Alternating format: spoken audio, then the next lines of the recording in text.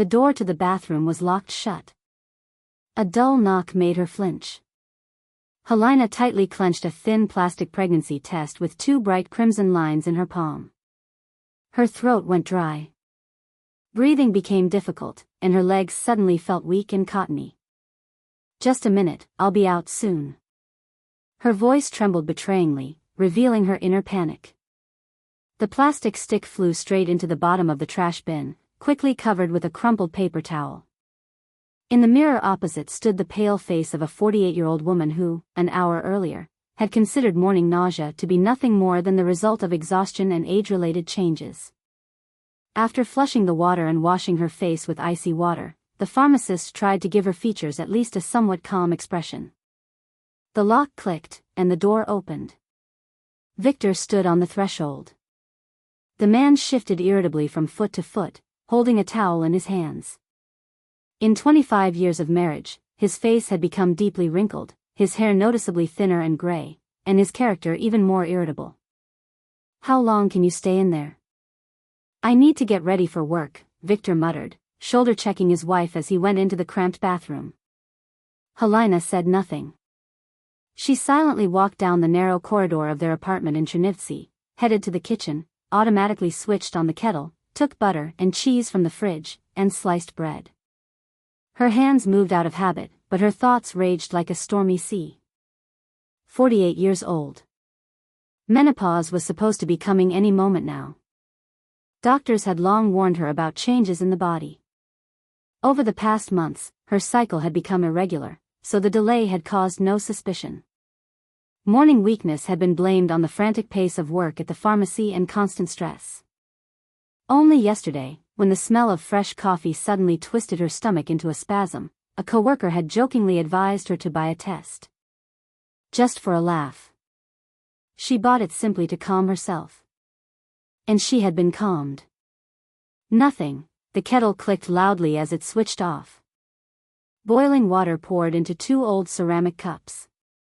Victor came into the kitchen, smelling of cheap aftershave. He sat at the table and immediately reached for the remote control from the small TV mounted on a bracket in the corner. Morning news poured from the screen. "Fuel prices have gone up again," the man remarked irritably, biting into his sandwich. "Soon it'll be more profitable to sell the car than to refuel it. So why aren't you eating?" "I don't have an appetite," the woman said quietly, looking at her cup of black tea. "Again with the blood pressure. Take a pill. You work in a pharmacy, after all." "Listen," Salomia called, asked to take the little one over the weekend. They've got plans with her husband. An anniversary or something? The name of the older daughter made Helena's heart clench even more tightly. Salomia had recently turned 25. 3 years earlier she had married, given birth to a son, Denisk, and now believed that her parents were obliged to dedicate all their free time to their grandson. "I was planning to rest this weekend," Helena said cautiously. "My back hurts terribly. I just wanted to lie down." "Well, lie down with Denisk, put on cartoons for him, let him watch. He's the only grandson. Halia, the kids are asking for help. That's what we live for, to help our children." Victor finished his tea, set the cup down heavily, and stood up. He cast a quick glance at the clock, hurriedly pulled on his jacket, and headed for the exit. The front door slammed. Silence settled over the apartment, broken only by the TV's mumbling. The woman remained seated at the table, clasping her head in her hands. The man's words echoed in her mind. "We live for our children." Her whole adult life had indeed revolved around that. First the hard 1990s, when she had to work 2 jobs to feed little Salomia and newborn Nazar. Then endless loans for education, repairs, her daughter's wedding. Victor had always worked as an engineer at the factory, earning steadily but not much.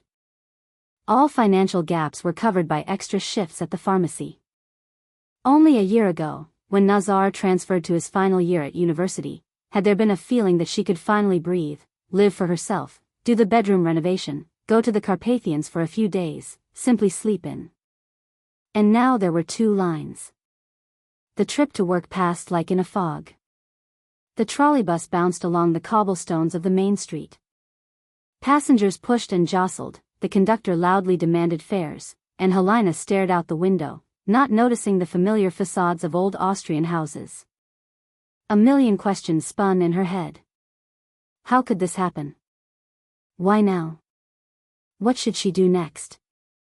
At the pharmacy, the day began in its usual bustle. People came in one after another. Some asked for cold medicine, some complained about blood pressure. Elderly women counted their coins for a long time, buying the cheapest vitamins.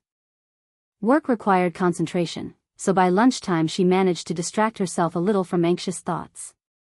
But around 1 o'clock the door opened and a young couple came in. The girl was in the final months of pregnancy.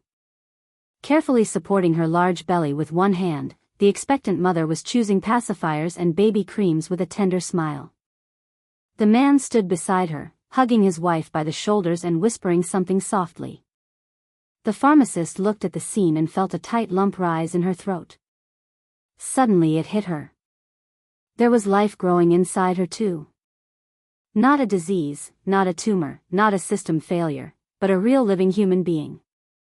Tiny, defenseless. Her hands moved on their own to her own belly, hidden under the white work coat. Helia, why did you freeze? Her co-worker Marika's voice brought her back to reality. There's a customer waiting. Check the cash register. The rest of the shift had to be worked on autopilot. In the evening, on the way home, Helena stopped at the supermarket.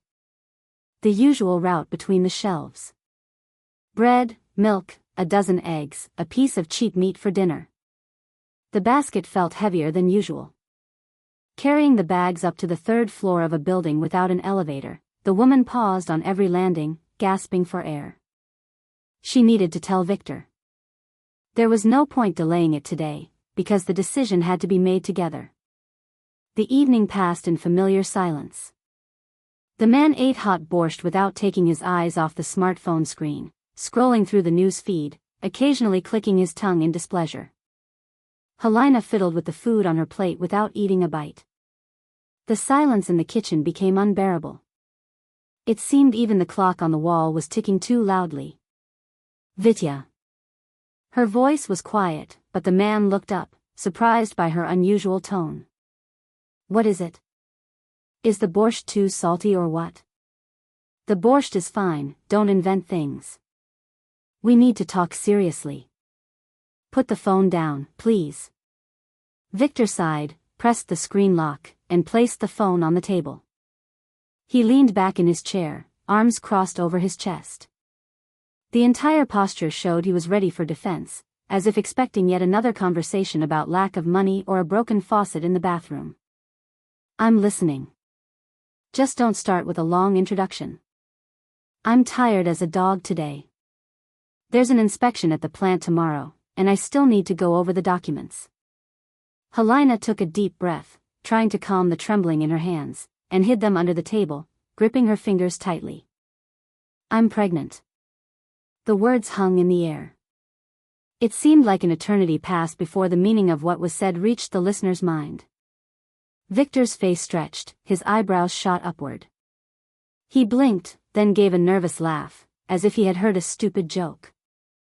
Helia, have you overheated in that pharmacy of yours? What pregnancy? You're 48. Your grandson is almost 3. Stop joking. I'm serious. It's not a joke. This morning I took a test, 2 lines. In the afternoon I gave blood for analysis at a private lab near work. The result came an hour ago by email. Positive. Around 5 or 6 weeks. The smile vanished instantly from Victor's face. His skin took on a grayish tint, and his eyes narrowed. The man suddenly leaned forward, resting his elbows on the table. Are you serious right now? He hissed through clenched teeth. How is that even possible?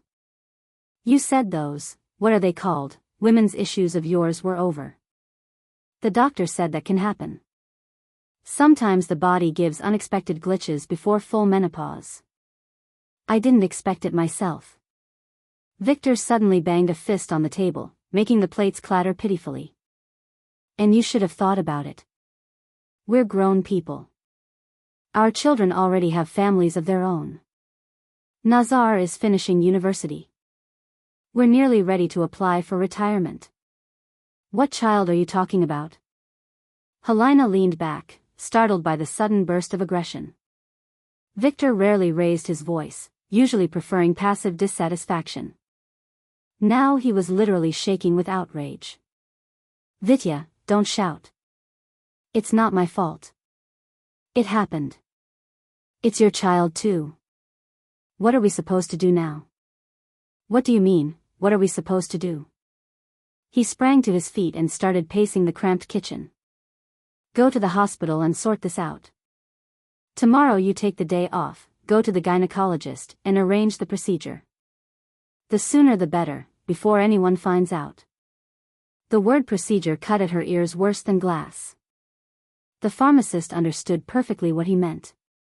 Long ago, in the harsh 1990s, she had had to terminate a pregnancy because there was nothing to feed the older children with. That memory still hurt like an unhealed wound. Back then it had seemed like a forced step for survival, but now they had an apartment, stable jobs, and no hunger. I'm not sure I want to have an abortion, Helena said quietly but clearly. Victor froze in the middle of the kitchen, as if he had run into an invisible wall, then slowly turned to face his wife. His eyes showed absolute, genuine shock mixed with fear. You've gone crazy? The man whispered, coming closer. Do you even understand what you're saying? We're almost 50. What do we need a baby for? Sleepless nights, diapers, kindergartens, schools.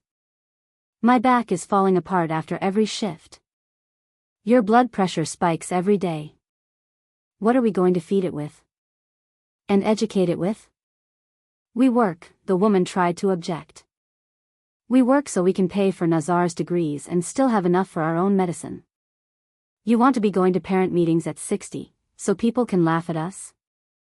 They'll say the old folks have lost their minds. The old woman decided to give birth, and the neighbors will laugh at us. And what will we tell the children? How will you look Salomia in the eye?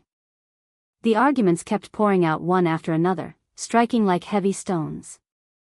Shame before people, fear of neighbors' judgment, that was what truly frightened the man. Not his wife's health, not any moral aspect, but the mythical opinions of others. I don't care what the neighbors say, Helena said, getting to her feet and straightening her back. For the first time in many years she felt a strange, unfamiliar strength inside her. This is my body and my child. Our child, Victor snapped back. And I am absolutely against it, do you hear? Absolutely. If you do this, if you keep it, I don't know what I'll do, but I'm not going to disgrace myself in front of the whole city. He turned sharply, left the kitchen, and slammed the bedroom door. Helena remained alone among the dirty dishes. The tears she had held back for so long finally broke through. She cried quietly, covering her mouth with her hands so the sobs wouldn't be heard. She cried from hurt, from loneliness, from the realization that the person she had spent most of her life with had turned out to be so indifferent and cowardly. The next day, the situation only got worse. Victor walked around gloomy and silent, demonstratively ignoring any attempts to start a conversation. In the evening, returning from work, the pharmacist found unexpected guests in the living room. Salomia was sitting on the sofa, holding little Denisk in her arms. Beside her stood Victor with a very serious expression on his face. From the laptop sitting on the coffee table, Nazar's voice could be heard. Apparently, they were connected by video call. Oh, Mom's here, Salomia dryly stated, not even rising to greet her. Sit down. We need to talk seriously. Dad told us everything. Helena froze in the doorway. Her coat remained in her hands. Her bag fell to the floor. Her husband's betrayal struck her in the gut. He had not merely failed to support her, he had deliberately gathered the family council and set the children against their mother. What exactly did he tell you? Her voice came out strained. The truth. Her daughter cried, nervously adjusting the child in her arms. The little boy wriggled, fussed, and reached for his toys. Mom, did you even think about us? About me? About Nazar? It's absurd. We had agreed that next year you'd go part-time to help me more with Dennis. I need to go back to work. Sashko can't support us alone. And now what are you thinking? Going on maternity leave? From the laptop speaker came the offended voice of her son. Mom, seriously, this is such cringe. I still have to pay for my master's degree. You promised to help with the down payment on my car so I can work properly. Now all the money will go to diapers. Did you decide to ruin our lives on purpose? Helena moved her gaze from her daughter's face, twisted with selfish irritation, to the monitor screen where her son's annoyed face could be seen, and then to her husband, who stood off to the side, arms folded over his chest with satisfaction. Victor clearly felt victorious in this situation. Having secured the support of the children, he had created a united front against her. So, the woman began slowly, feeling cold, burning anger spread through her chest instead of pain. What concerns you is only who will sit with Denisk and who will give money for the master's degree and the car. And what else are we supposed to think about? Salomia exclaimed, standing up. Mom, get a grip. You're 48. That's dangerous for your health. The child could be born sick. You want to dump a disabled baby on us when you yourself will be laid up? People will point fingers. Sashko's mother called yesterday. I didn't even know where to hide my eyes from shame. It's good that no one knows yet. You have to go to the hospital. I don't have to do anything. Helena's voice rang out so loudly and firmly that little Denisk in Salomia's arms fell silent in fright and then burst into tears. The woman threw her coat onto the chair, stepped forward, and looked her daughter straight in the eyes. I have devoted my entire life to making sure you had food, clothes, and a place to live. I worked without days off, denied myself everything, no new dresses, no vacations. Only Salomia needs a jacket, Nazar needs a tutor, Victor needs winter tires, and now, when a miracle has happened in my life, even if it's unexpected, even if it's late, all of you have united to force me to kill my own child for the sake of your comfort. Mom, don't be dramatic, Nazar tried to intervene from the screen, but the woman abruptly walked to the table and closed the laptop lid, cutting off the connection. I'm not being dramatic. I'm seeing clearly now. Victor stepped toward her. His face had once again turned red.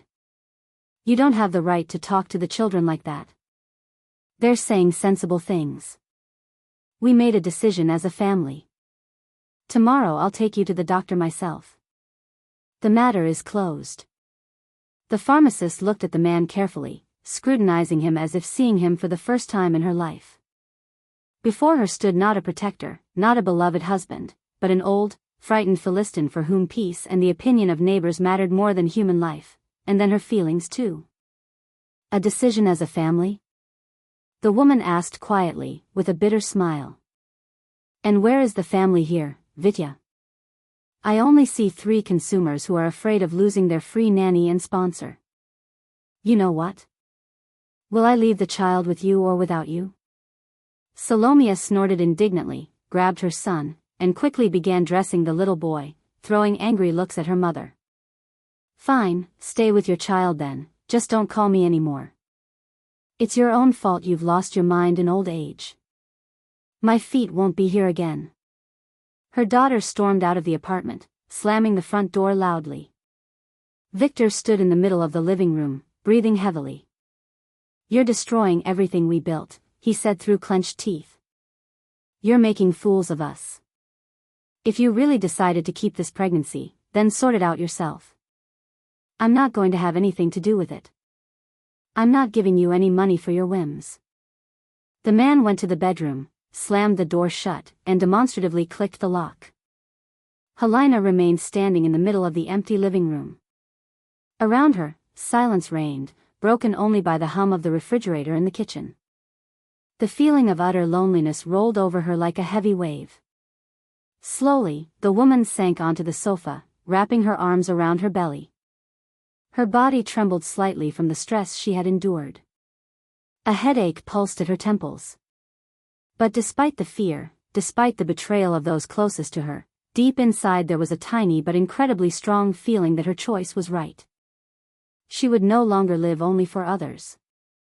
The next few weeks turned into a true test of endurance. The apartment split into two hostile territories.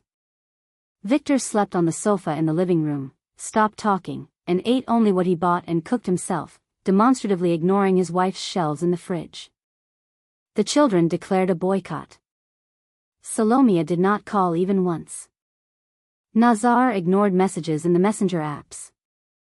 Helena registered at the women's clinic. The doctor, an elderly, very strict woman named Kovalchuk, studied the test results for a long time, frowned, and measured her blood pressure. "The risks are very high," the gynecologist